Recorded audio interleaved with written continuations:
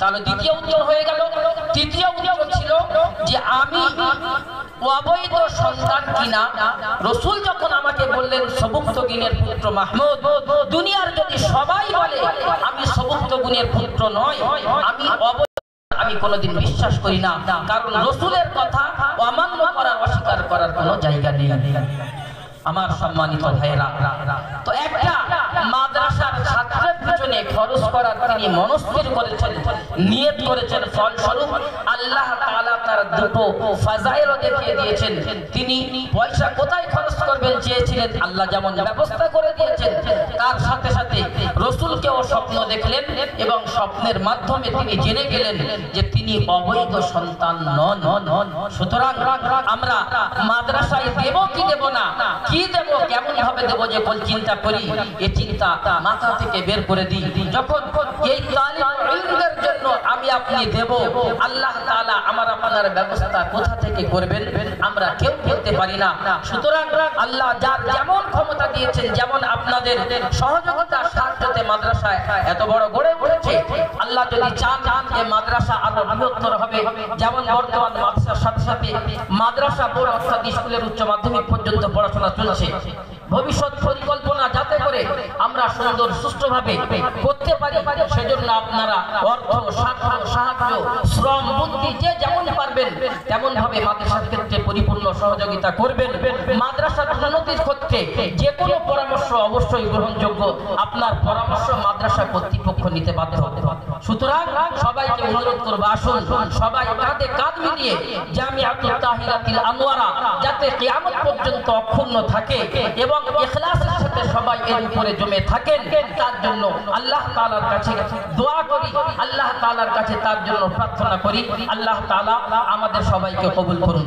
এখন আমাদের সামনে প্রাক্তন শাইখুল হাদিস কালিকাপুর মাদ্রাসা, বর্তমান দুর্গাপুর শাইখুল হাদিস হযরত মাওলানা মুফাসসির কুরআন মুহাদ্দিস মনিরুজ্জামান কাসিমি সাহেব তিনি উপস্থিত হয়েছেন। বুখারী শরীফের শেষ হাদিসের দর্শ দেবেন। তাই যারা পিছনে বসে আছি আবার বলবো, হাদিসের মান রাখার জন্য কমপক্ষে আপনারা সামনে আসুন, খালি জায়গাগুলো পুরা করে নিন এবং আপনারা মিলেমিশে বসুন। হযরত কথা বলবেন, কথার পরে হযরতই দোয়া করবেন।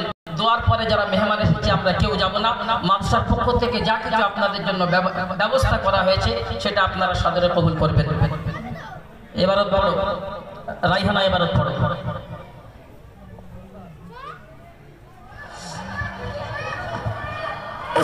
আসসালামু আলাইকুম ওয়া রাহমাতুল্লাহি ওয়া বারাকাতুহু। বিসমিল্লাহির রাহমানির রাহিম। আলহামদুলিল্লাহি রাব্বিল আলামিন। ওয়াসসালাতু ওয়াসসালামু আলা সাইয়্যিদিল আনবিয়া'i ওয়াল মুরসালিন ওয়া আলা আলিহি ওয়া সাহবিহি আজমাইন। আম্মা বা'দ, ফাইন্না আযদাকাল হাদীস কিতাবুল্লাহ ওয়া আহসানাল হাদী হাদী মুহাম্মাদিন সাল্লাল্লাহু আলাইহি ওয়া সাল্লাম ওয়া খায়রাল উমুরি আওয়াজিমুহা ওয়া শাররাল উমুরি মুহদাসাতুহা ওয়া কুল্lu মুহদাসাতিন বিদআহ ওয়া কুল্lu বিদআতিন ضلالة ওয়া কুল্lu ضلالة ফিন নার। ওয়া বিসনাদিল মুত্তাসিল মিন্না ইলা শাইখিল ইমামিল ইমামিল হাফিজিল হুজ্জাহ আমিরুল মুমিনিন ফিল হাদিস আলী আব্দুল্লাহ মুহাম্মদ ইবনে ইসমাঈল ইবনে ইব্রাহিম ইবনে মুগীরা ইবনে মারদুজ আল-জুফি al-Yamani al-Bukhari rahimahullah ta'ala। Allahumma nafa'na bi'ulumihi wa 'ulumihim amin ya rabbal alamin। annahu qala babu qawlillahi ta'ala wa nada'u al-mawazin al-qist li-yawm al-qiyamah wa anna a'mala bani adam wa qawluhum tuzan wa qala mujahid al-qistas al-'adl bil-niyyah wa yuqalu al-qist مصدر المقصد وهو العادل وأما القاصد فهو الجاهل. وبه قال حدثنا أحمد بن أشكال قال حدثنا محمد بن فضيل عن عمارة بن الخطاب عن أبي زرعة عن أبي محمد عن أبي هريرة رضي الله تعالى عنه قال قال النبي صلى الله عليه وسلم كلمتان حبيبتان إلى الرحمن خفيفتان على اللسان ثقيلتان في الميزان سبحان الله وبحمده سبحان الله العظيم. صدق الله Fatema পড়ো। বিসমিল্লাহির রহমানির রহিম আলহামদুলিল্লাহি রাব্বিল আলামিন ওয়াসসালাতু ওয়াসসালামু আলা সাইয়্যিদিল আম্বিয়া'i ওয়াল মুরসালিন ওয়া আলা আলিহি ওয়া আসহাবিহি আজমাইন আম্মা বা'দ فإن أصدق الحديث كتاب الله وأحسن الهدي هدي محمد صلى الله عليه وسلم وخير الأمور عوازمها وشر الأمور محدثاتها وكل محدثة بدعة وكل بدعة ضلالة وكل ضلالة في النار وبالسند المتصل منا إلى الشيخ الإمام الإمام الحافظ الحجة الأمير المؤمنين في الحديث أبي عبد الله محمد بن إسماعيل بن إبراهيم بن المغيرة بن البردزبة الجعفي اليمان بن البخاري رحمه الله تعالى اللهم انفعنا بعلومه وعلومهم آمين يا رب العالمين. أنه قال باب قول الله تعالى ونزل الموازين القسط يوم القيامة وأن أعمال بني وقال مردودا وقال مجاهد لا قسطاس العدل بالرومية ويقول القسط مصدر المقسط وهو العادل وأما القاسط فهو الجائر. وبه قال حدثنا أحمد بن أشتاب قال حدثنا محمد بن خزاعي عن عمرة بن القعقاع عن أبي زرعة عن أبي هريرة رضي الله تعالى عنه قال قال النبي صلى الله عليه وسلم كلمتان حبيبتان للرحمن خفيفتان على اللسان ثقيلتان في الميزان سبحان الله وبحمده سبحان الله العظيم. তোমরা মাইকের সুইচটা বন্ধ করে দাও।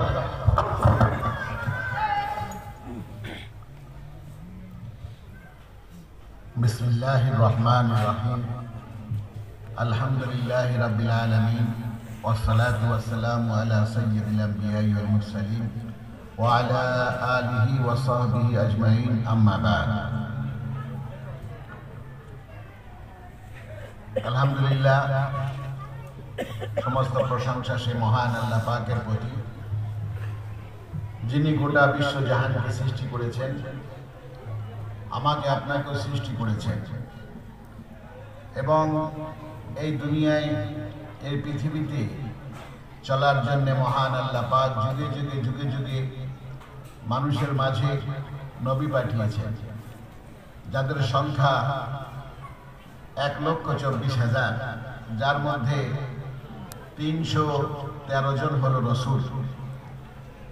সর্বশেষ রসুল খাতামুল আম্বিয়া,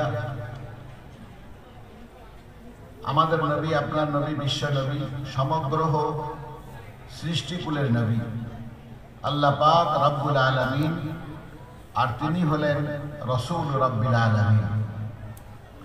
আল্লাহ পাক রব্বুল আলামিন সেই নবী যে মুখনিসৃত বাণী, তার যে কর্মকাজ, তার সম্মুখে যে সমস্ত কর্মকাণ্ডগুলি সংগঠিত হয়েছে সাহাবাদের পক্ষ থেকে, যার প্রতি তিনি সমর্থন দিয়েছেন, এগুলিকে বলা হয় হাদিস।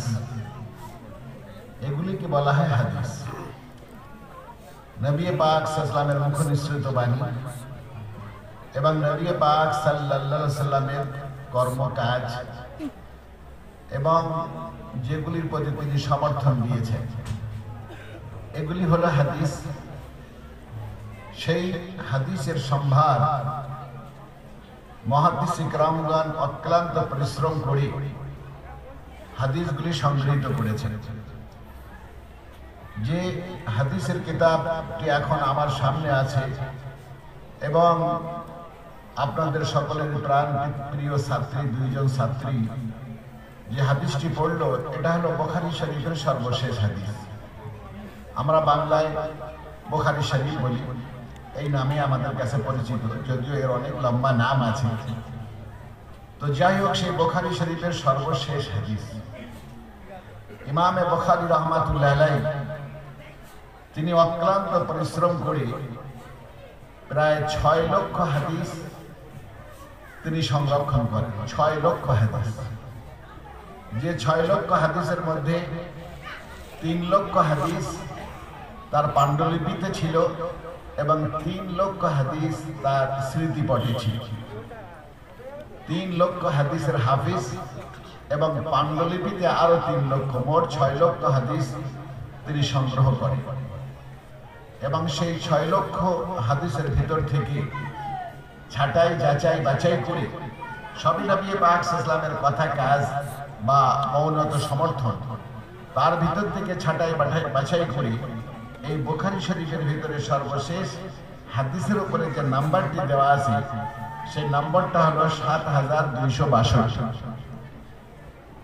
৭,২৬২, অর্থাৎ 6 লক্ষ হাদিসের মধ্যে ছাট বাট করে যাচাই বাছাই করে যে সহিহ হাদিসগুলি একত্রিত করেছেন, যার সংখ্যা এখানে দেওয়া হয়েছে যে ৭,২৬২। এই ৭,২৬২তম হাদিসটাই হলো বুখারী শরীফের সর্বশেষ হাদিস। যে শর্ত লাগিয়ে সহিহ হাদিসগুলি তিনি একত্রিত করেছেন, যার প্রত্যেকটি সনদ রাসূল পর্যন্ত পৌঁছেছে, প্রত্যেকটি সনদ রাসূল পর্যন্ত। এবং বলা হয় যে আসমানের নিচে এবং জমিনের উপরে কোরআনে কারীমের পর সবচেয়ে বিশুদ্ধতম গ্রন্থ হলো সহিহ আল বুখারী। মূলত হাদিসের গ্রন্থগুলি এগুলি কোরআনেরই তাফসীর। হাদিস হলো কোরআনের তাফসীর। আর হাদিস পাক সাল্লাল্লাহু আলাইহি মাধ্যমে যা আমরা পেয়েছি সেটা হলো কোরআনের তাফসীর। এই অর্থে মুহাদ্দিসে কেরামগণ যারা হাদিস পড়ান তারা ভালো জানেন, আল্লাহ পাক কোরআনে হাকিমের মধ্যে একটা হুকুম নাযিল করেছেন, আকিমুস সালাত, তোমরা নামাজ পড়ো। আপনারা শুনেছেন ওলামাদের মুখ থেকে ৮২ বা ৮৩ জায়গায় এই নামাজের কথা কোরআনে উল্লেখ আছে। ৮২-৮৩ জায়গায় নামাজের কথা উল্লেখ থাকলেও নামাজ কিভাবে পড়ব, কয় রাকাত পড়ব, ফজরে কয় রাকাত সুন্নত, কয় রাকাত ফরজ, কোন রাকাতে কোন সূরা মিলাবো, রুকু কয়টা করব, সেজদা কয়টা করব, রুকুর করার নিয়ম কি, সেজদার নিয়মটা কি, এই যাবতীয় তাকবীরে তাহরিমা থেকে নিয়ে বা তার পূর্বে নামাজের জন্য শর্ত হলো তাহারত, সেই পাকিজা পবিত্রতা, সেখান থেকে নিয়ে নামাজ সংক্রান্ত শুধু এই কোরআনে কারীমের মধ্যে নামাজের বিষয়ে যে মাসলা মাসাইল, কিভাবে রুকু, কিভাবে সেজদা, রুকুর মধ্যে কোন তাসবিহ কতবার পড়বো, সেজদার মধ্যে কোন তাসবিহ কতবার পড়বো, তাহিয়াতে বসে কি করব না করব, এগুলি কোরআনে কোথাও বর্ণনা নাই। কোরআনে হলো নামাজ কায়েম করো, নামাজ প্রতিষ্ঠা করো। এই নামাজ প্রতিষ্ঠা কিভাবে করা হবে, কেমন ভাবে করা হবে, আল্লাহু আকবার। মাদ্রাসা প্রতিষ্ঠা করো, কথা একটাই, কিন্তু মাদ্রাসা প্রতিষ্ঠা করতে হলে জমি লাগবে, নাকি বলেন? সেই জমির উপরে মাদ্রাসা প্রতিষ্ঠা করতে গেলে বিল্ডিং লাগবে, বিল্ডিং এর জন্য ইট লাগবে, বালি লাগবে, খোয়া লাগবে, রড লাগবে, ইত্যাদি ইত্যাদি লাগবে। এগুলি জোগাড় করতে গেলে ডোনার লাগবে, দাতা লাগবে। আবার মাদ্রাসা চালাতে গেলে ছাত্র লাগবে, ছাত্রী লাগবে, শিক্ষক লাগবে, কর্মচারী লাগবে, রান্না বান্না, খাওয়া দাওয়া ইত্যাদি। কতরা কথা একটা যে তোমরা মাদ্রাসা কায়েম করো, মাদ্রাসা প্রতিষ্ঠা করো, কিন্তু মাদ্রাসা প্রতিষ্ঠা করতে গেলে যে সমস্ত যা অনুকরণ প্রয়োজন সে একাধিক হাজার। তো আল্লাহ পাক কোরআনে হাকিমের মধ্যে বলেছেন যে নামাজ কায়েম করো, নামাজ প্রতিষ্ঠা করো। এই নামাজ কিভাবে প্রতিষ্ঠা করা হবে, এই আয়াতের ব্যাখ্যায়, এই আয়াতের তাফসীরে ২৫০০ হাদিস, বলুন সুবহানাল্লাহ, ২৫০০ হাদিস, ২৫০০ হাদিসের মাধ্যমে ইকামতে সালাত, নামাজ প্রতিষ্ঠা হওয়া, নামাজ কায়েম হওয়ার বিষয়টা উলামারা আমাদের সামনে পেশ করেছে। ২৫০০ হাদিস থেকে সংগৃহীত করে যে নামাজ ৫ ওয়াক্ত নামাজ, তার মধ্যে ফজরে ২ রাকাত সুন্নাত, ২ রাকাত ফরজ, তারপরে আবার যোহরে, আসরে, মাগরিবে দিতে। এই যে আমরা অত্যন্ত সুন্দরভাবে, সুস্থভাবে যে নামাজের যে ফরজ, ওয়াজিব, সুন্নাত, মুস্তাহাবগুলি আদায় করি, এর পিছনে যে মাসলা মাসাইলগুলো হাদিস থেকে নেওয়া হয়েছে, ২৫০০ হাদিস থেকে নেওয়া হয়েছে। এই জন্য হাদিস হলো কোরআনের ব্যাখ্যা, হাদিস হলো কোরআনের তাফসীর। কোরআনের তাফসীর আম্মা জান আয়েশা সিদ্দিকা রাদিয়াল্লাহু তাআলা আনহা কি জনৈক একজন সাহাবী জিজ্ঞাসা করেন যে আম্মা জান, রাসূল পাক সাল্লাল্লাহু আলাইহি সাল্লামের আদর্শ বা চরিত্র বর্ণনা করুন, তার কিছু আদর্শ, তার কিছু চরিত্র আমাদেরকে বর্ণনা করুন। আম্মা জান আয়েশা সিদ্দিকা রাদিয়াল্লাহু তাআলা আনহা বলেন, তোমরা কি কোরআন পড়ো না? তোমরা কি কোরআন পড়ো না? বলে হ্যাঁ, আমরা তো কোরআন পড়ি। তো আম্মা জান আয়েশা সিদ্দিকা বললেন, খুলুকুহু আল কোরআন, তার আদর্শ, তার চরিত্র হলো আল কোরআন। তো সেই নবীর গোটা চরিত্র হলো আল কোরআন। তার মানে দীর্ঘ 23 বছর ধরে যে কোরআন তার প্রতি নাজিল হয়েছে, সেই কোরআনের মধ্যে যত হুকুম আহকাম, এগুলির বাস্তব রূপ তিনি নিজে দিয়েছেন এবং তার মাধ্যমে সাহাবায়ে কেরামরা দিয়েছেন। আর 1450 বছর ধরে আমাদের কাছে এখানে এসে পৌঁছেছে। কোরআনের প্রত্যেকটি আয়াত যেমন ওহী, লক্ষ লক্ষ হাদিস, এগুলিও ওহী। হাদিসে ওহী, উলামায়ে কেরামরা, মুহাদ্দিসে কেরামগণ ওহীর ভাগ করেন, দুটি ভাগ করে, একটা ওহীয়ে মাতলু, একটা ওহীয়ে গায়ের মাতলু। ওহীয়ে মাতলু হলো যেটা সরাসরি আল্লাহ পাকের আরশে আজিম লৌহে মাহফুজ থেকে যেটা আবৃত করে তেলাওয়াত করে হযরত জিবরাইলের মাধ্যমে আমার নবীর উপরে অবতীর্ণ করা হয়েছে। আমার নবীর মুখ দিয়ে সেটা আবার তেলাওয়াত করে সাহাবায়ে কেরামদের সামনে আবৃত্তি করা হয়েছে। হ্যাঁ, সে নবীর কাজ। আল্লাহ পাক কোরআনে হাকিমের মধ্যে বলে দিয়েছে, লাকাদ মান্নাল্লাহু আলাল মুমিনিনা ইয বাআসা ফীহিম রাসূলা। আল্লাহ পাক কতই ইহসান, কতই উপকার করেছে তোমাদের প্রতি, যে আল্লাহ তোমাদের মাঝে, তোমাদের মধ্য থেকে একজন রাসূল পাঠিয়েছেন, যে রাসূলের কাজ হলো ইয়াতলু আলাইহিম আয়াতিহি, আল্লাহ পাকের যে আয়াতগুলি সেগুলি তেলাওয়াত করে করে শোনানো, সেগুলি তেলাওয়াত করে করে শোনানো, সেগুলি বর্ণনা করে শোনানো। এ হলো প্রথম কাজ। আল্লাহ যে আয়াতগুলি নাজিল করেছেন, এইগুলি এই জন্য সে আয়াতগুলি মুখস্থ করার জন্য, স্মৃতিপটে ধরে রাখার জন্য আল্লাহ নবী যখনই কোনো আয়াত নাজিল হতো, তখনই প্যারা নবী সাল্লাল্লাহু আলাইহি সাল্লাম সেটা মুখস্থ করার জন্য খুব মেহনত করতেন, চেষ্টা করতেন, জবানে বারবার বারবার সেটা আওড়াতেন। যেমন হাফেজরা কোনো আয়াত যখন হিফজ করে বারবার বারবার একটা আয়াত তেলাওয়াত করে, আল্লাহ নবীও তাই করতেন। আল্লাহ পাক জানিয়ে দিলেন আমার নবীকে, লা তুহাররিক লিসানাকা ওয়ালিতা লা তুহাররিক বিহি লিসানাকা লিতাজালা বিহি। আপনি কোরআনকে মুখস্থ করার জন্য, কোরআনকে নিজের স্মৃতিপটে ধরে রাখার জন্য আপনি এত বেশি মেহনত, তাড়াহুড়া, আপনার জবানকে এত বেশি হরকত দেবেন না, এত বেশি হরকত দেবেন না। ইন্না আলাইনা জামাআহু ওয়া কুরআনা, এটা আমার দায়িত্ব যে আপনার স্মৃতিপটে কোরআনকে জমা করে দেওয়া এবং সেটা আবার আপনার মুখ দিয়ে পড়িয়ে দেওয়ার দায়িত্ব আমার। আজকাল যেমন মোবাইলে আমরা রেকর্ড করি, তো আল্লাহ পাক আমার প্যারা নবীকে জানিয়ে দিলেন যে ইন্না আলাইনা জামাআহু ওয়া কুরআনা, তোমার স্মৃতিপটে, তোমার দিল দিমাগে, তোমার মগজে এই কোরআন জমা করে দেওয়া, রেকর্ড করিয়ে দেওয়া, এটা আমার জিম্মেদারি, আমার দায়িত্ব। আর ওয়া কুরআনা, এবং সেটা আবার যখন আপনি পড়তে চাইবেন মুখ দিয়ে পড়িয়ে দেওয়ার দায়িত্ব আমার। এরপরে আবার আল্লাহ পাক বলছেন, ওয়াইজা কারানা ফাত্তাবি কুরআনা, জিবরাইল যখন কোরআন তেলাওয়াত করে তখন তুমি সেটা মনোযোগ সহকারে শোনো। ফাত্তাবি কুরআনা সুম্মা ইন্না আলাইনা বায়ানা, তারপরে সেই কোরআনের বিশ্লেষণ, ব্যাখ্যা, বর্ণনা, আকিমুস সালাত, সেটা কিভাবে বাস্তবায়ন করতে হবে, কায়েম করতে হবে, সেটা পদ্ধতি, সেটা আমি ওহীর মাধ্যমে আপনাকে আমি জানিয়ে দেবো, বর্ণনাও করিয়ে দেবো, সেটা বর্ণনাও করিয়ে দেবো। সেই নবীর মুখ দিয়ে যে বর্ণনাটা এসেছে সেটাই হাদিস, সেটাও ওহী। কিন্তু একটা ওহী মাত্র যেটা সরাসরি আসমান থেকে তেলাওয়াত করে আমার নবীর উপরে পাঠানো হয়েছে, আর সেই তেলাওয়াতের মধ্যে যে হুকুম আহকাম, বিধি বিধানগুলি আছে সেগুলির বাস্তবায়ন কিভাবে করতে হবে, আল্লাহ পাক তার অন্তরে যে ইলহাম করেছেন, যে ইলহাম, এবং তিনি সেটা কর্মের মাধ্যমে, কথার মাধ্যমে, মৌনত সমর্থনের মাধ্যমে যেটা বাস্তবায়ন করে দেখিয়েছেন, সেটা হলো হাদিস, সেটা হলো হাদিস। এই জন্য হাদিস ওহী, ওমা ইয়ানতিকু আনিল হাওয়া ইন হুয়া ইল্লা ওয়াহয়ুন ইউহা, নবীর মুখ দিয়ে যে কথা বাইর হয় ওটা কার কথা? ওটা আল্লাহর কথা, ওটা ওহী, নিরেট ওহী। অমায়ান্তিকু আনিল হাওয়া, তিনি নিজের প্রবৃত্তির তাড়নায় কোনো কথা বলেন না, যে কথাই বলেন সেটা হলো নিরেট ওহী। অতএব হাদিস ওহী, একটা ওহিয়ে মাতলু যেটা সরাসরি জিবরাইল পাঠ করে শুনিয়েছেন, আর একটা ওহিয়ে গায়ের মাতলু যেটা জিবরাইল পাঠ করে শোনাননি, নবী সাহাবা কেরামদের সামনে সেটা তুলে ধরেছেন, সেটা হলো হাদিস। অতএব এটা ওহী। হ্যাঁ, ওহী তেলাওয়াত করলে যে সওয়াব হবে, কোরআনের হাদিসের তেলাওয়াত করলেও সেই সওয়াব হবে, উলামায়ে কেরামরা বলেছেন সেই সওয়াব হবে।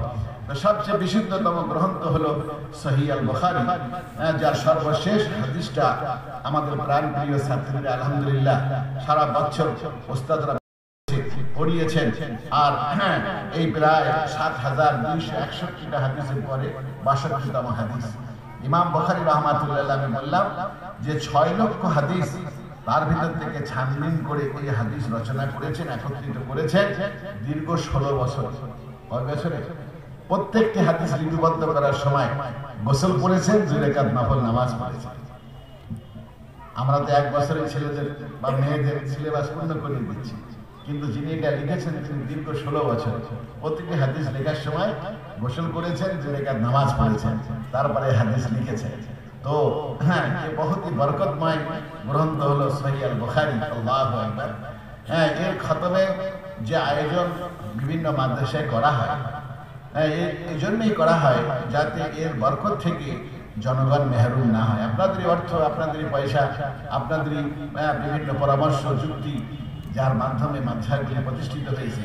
এবং সেই মাদ্রাসায় যেমন হাফিজে কোরআন তারাও যেভাবে হিফজ করে বাহির হয়, ঠিক অনুরূপভাবে সেই কোরআনের ব্যাখ্যা হলো হাদিস। সেই হাদিসের যে সমাপনী, যে সবকটা হয়, যে সবকটা বুখারী শরীফের মাধ্যমে হয়, উলামায়ে কেরাম মুহাদ্দিসিন নিজামরা বলেছেন যে খাতমে বুখারীর অনুষ্ঠানে দোয়া কবুল হয়। অতএব এই দোয়া কবুলের মজলিস থেকে যাতে আপনারা মাহরুম না হন, বঞ্চিত না হন, এজন্য এই অনুষ্ঠানগুলি করা হয়। এই অনুষ্ঠানগুলি করা হয়। এখানে তো মাইকিং করে পোস্টার লাগিয়ে বিভিন্নভাবে বলা হয়। আমরা যেখান থেকে পড়াশোনা করেছি, দারুল দেওবন্দ গতকাল বুখারীর সর্বশেষ সবকটা ওস্তাদদের মাধ্যমেই হয়। ওখানে আর এখন আর বিশেষ আয়োজন হয় না, যিনি পড়ান তিনি সর্বশেষ হাদিসটা পড়ান। তো আমি দেখছিলাম ফেসবুকে, দেখছিলাম যে আল্লাহু আকবার, গোটা দারুল উলুমে হাজার হাজার মানুষ এসেছে। কাউকে জানানো হয়নি, কাউকে বলা হয়নি, কোন রকম যাতে বাইরে লিক না হয় এ ব্যাপারেও বিশেষ করে সকলে সচেতন ছিলেন। তারপরে কেমন করে কিভাবে শহরে, দেওবন্দ শহরে লিক হয়ে গেছে যে হ্যাঁ, আজকে যিনি শাইখুল হাদিস তিনি আজ বুখারীর সর্বশেষ সবকটা পড়াবেন। তো ওখানে যে সিস্টেম আমাদের যুগেও ছিল, আমি 1984-এ বুখারী পড়েছি, 1984-এ, সে আজ থেকে প্রায় 40-41 বছর আগে।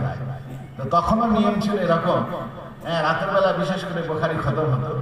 তো রাতের বেলা বুখারী খতম হলে বলা হতো না, জানানো হতো না, শহরে বা মসজিদে জানানো হতো না, কোথাও কিছু না, কিন্তু কিভাবে কেমন করে ছেলেদের মুখ দিয়ে জেনে যেত শহরবাসীরা, দেওবন্দের শহরবাসীরা মসজিদে মসজিদে খবর হয়ে যেত। এবং ওনারা যখন আসতেন খতমে বুখারীর অনুষ্ঠানে দোয়া কবুল হয়, আল্লাহু আকবার। তো সেই বরকত থেকে যাতে সকলে আসতেন। এবং ও দেশে, আমাদের দেশে যেমন রসগোল্লা, জয়নগরের মোয়া যেমন বিখ্যাত, তো ওখানেও লাড্ডু খুব বিখ্যাত, একদম অরিজিনাল গাওয়া ঘি বা মোষের ঘি। তো গাওয়া ঘি পাওয়া যায় না, মোষের ঘি পাওয়া যায়। তো মোষের অরিজিনাল ঘির লাড্ডু ওখানে খুব বিখ্যাত। তো শহরের লোক আসবে, তো দাওরায়ে হাদিসের যে ছাত্র আছে সে 1000 থাক, 1200-1300 যাই থাক, শুধু তাদের জন্য গোটা মাদ্রাসায় 4000, 5000, 6000 ছাত্র, যে সংখ্যায় হোক না কেন, গোটা মাদ্রাসার ছাত্রদের জন্য ওই শহরবাসীরা, দেওবন্দ শহরবাসীরা তিন লাড্ডু নিয়ে হাজির, 3 লাড্ডু। হ্যাঁ, ওদের মধ্যে প্রত্যেক ছেলের হাতে দেখা যায় 8টা-10টা করে লাড্ডু আলহামদুলিল্লাহ থাকে। হ্যাঁ, যে এই বরকতময় অনুষ্ঠানে আমরা একবার খালি হাতে যাব, তো খালি হাতে আসে না, এটা ওখানকার একটা সিস্টেম হয়ে গেছে, আল্লাহ কবুল করেছে, সিস্টেম হয়ে গেছে। আপনারা এখানে এসেছেন, হ্যাঁ, আপনারা এখানে অকাতরে দান করছেন, আলহামদুলিল্লাহ। মাদ্রাসা তো আলহামদুলিল্লাহ একটা মহিলা মাদ্রাসা, মাদ্রাসাতুল বানাত, সেখানে 350, আমি মাইকে শুনছিলাম যে 350 ছাত্রী। এটা আলহামদুলিল্লাহ মাদ্রাসা কবুল হয়েছে, আপনাদের দান আলহামদুলিল্লাহ কবুল হয়েছে। 350 ছাত্রী এখানে পড়াশোনা করছে। আজ থেকে আমার মনে হয় 25-30 বছর আগেও এটা কল্পনা করা যেত না যে মেয়েরা বুখারী শরীফের সর্বশেষ সবক পড়বে এবং আলিমা হবে, মাওলানা হবে। এটা মনে হয় কল্পনা করা যেত।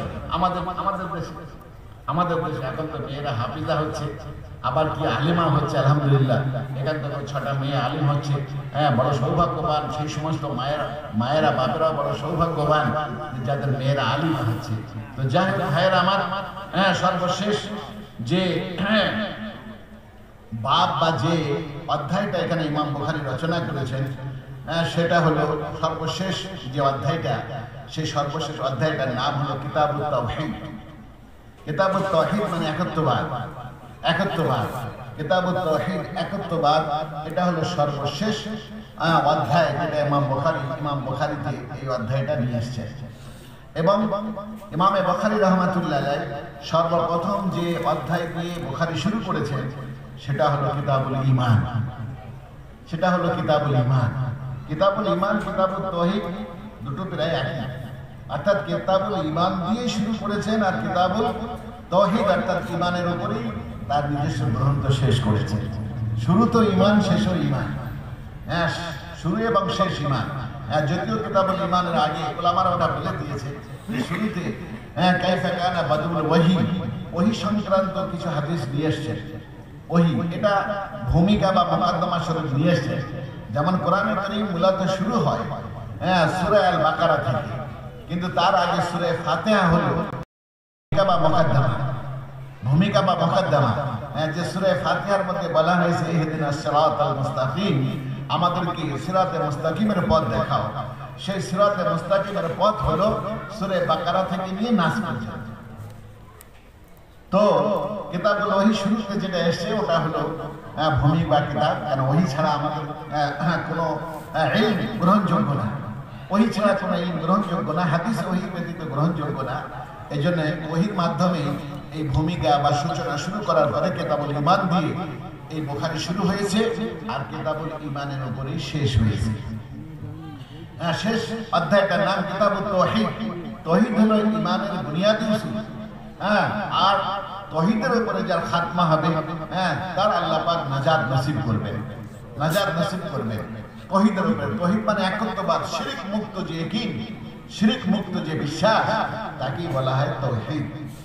অতএব যার তাওহীদের উপরে খাতমা হবে, আল্লাহ পাকের একত্ববাদের উপরে, কালেমা লা ইলাহা ইল্লাল্লাহর উপরে যার খাতমা হবে, আল্লাহ পাক তাকে নাজাত নসিব করবেন। তো নাজাতের দারোমদার, নাজাত বিশেষ করে তাওহীদের উপরে সর্বশেষ ভালো যাক, সব ভালো থাক। অর্থাৎ মৃত্যুর সময় যদি তাওহীদের উপরে তার ইন্তেকাল হয়ে যায় তাহলে নাজাত নিশ্চিত। এই জন্য ইমামে বুখারী রাহমাতুল্লাহ আলাইহি সর্বশেষ অধ্যায় নিয়ে এসেছে কিতাবুত তাওহীদের। এই কিতাবুত তাওহীদের মধ্যে 58টা অধ্যায় আছে। 58টা মোট অধ্যায় আছে। 58টা অধ্যায় যেগুলি হলো শিরক মুক্ত অধ্যায়, যেগুলো আমরা পরিচ্ছেদ বলি, অধ্যায়ের মধ্যে পরিচ্ছেদ, এগুলি হলো শিরক বা ঈমান পরিপন্থী যত বিষয় আছে সেগুলিকে খণ্ডন করা হয়েছে এই 58টা অধ্যায়ের মধ্যে। 58টা পরিচ্ছেদের মধ্যে ঈমানের পরিপন্থী যত বিষয় আছে সেগুলিকে খণ্ডন করা হয়েছে। এবং ঈমানের পরিপন্থী বিভিন্ন যুগে দেখা যাচ্ছে যে বিভিন্ন সময় বিভিন্ন ফিরকায়ে দল্লা মানে গুমরাহ ফিরকার আবির্ভাব যুগে হয়েছে।